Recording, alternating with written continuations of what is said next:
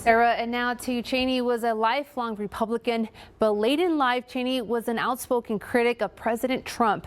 Cheney died on November 3rd after complications with pneumonia and cardiac and vascular disease. And we have ABC Perry Russum is at the National Cathedral in Washington. And believeth in me shall never die. At the National Cathedral in Washington, D.C., the funeral of former Vice President Dick Cheney.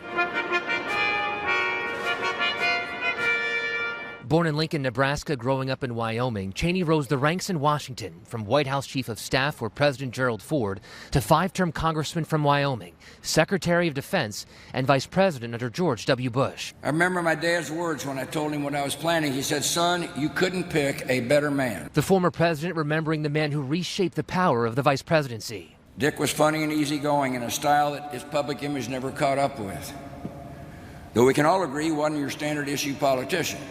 After 9/11, the polarizing Cheney played a leading role in the war on terror and the invasion of Iraq. We have a regime that is busy enhancing its capabilities in the field of chemical and biological agents. No weapons of mass destruction were found in Iraq. In these last few years, he became one of the loudest Republican voices criticizing President Trump. There has never been an individual who is a greater threat to our republic than Donald Trump. His daughter, former Congresswoman Liz Cheney, another critic of Trump, speaking during the service.